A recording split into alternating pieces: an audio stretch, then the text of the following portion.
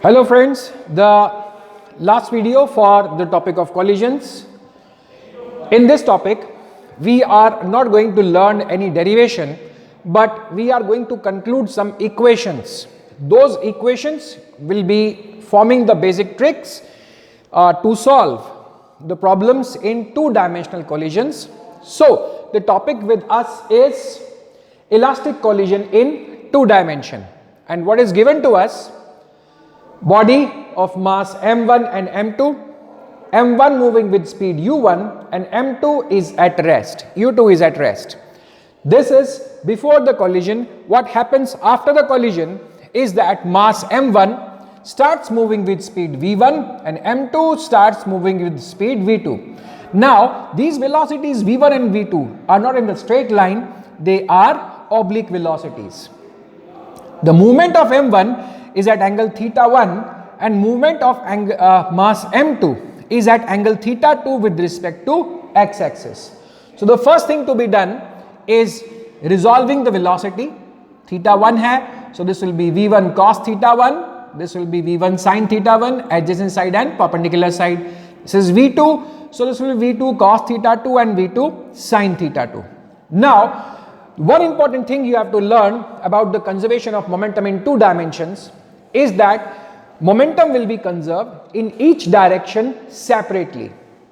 Again, momentum will be conserved in each direction separately. Momentum conservation in the direction of x. What was the total momentum before the collision? This body was having no momentum, only this was having the momentum, and what it was? It was m1 u1. That must be equal to the total momentum after the collision in x direction only. Sorry. So what is the momentum in x direction? m1 v1 cos theta and m2 v2 cos theta 2. The first equation. Momentum conservation in y direction. See, both the objects, they did not have any momentum in y direction before the collision. Collision से पहले y direction का total momentum 0 था. So on the LHS comes the momentum before the collision, and on the RHS comes the momentum after the collision, that is m1 v1 sin theta 1 and m2 v2 sin theta 2, given by equation number 2.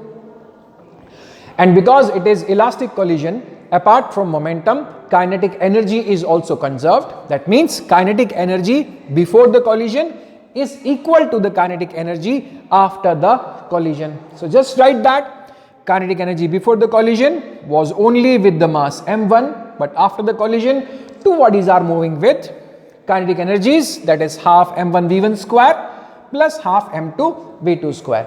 Kinetic energy of this body as well as kinetic energy of this body. अभी kinetic energy के लिए आपको x और y directions में अलग अलग करने की जरूरत नहीं है, because momentum was a vector quantity, so it is conserved separately in separate directions. Kinetic energy is a scalar quantity, so its totality, it is conserved in totality. Right? Using these three equations or using the basic concept from these equations, problems of two-dimensional collisions can be solved.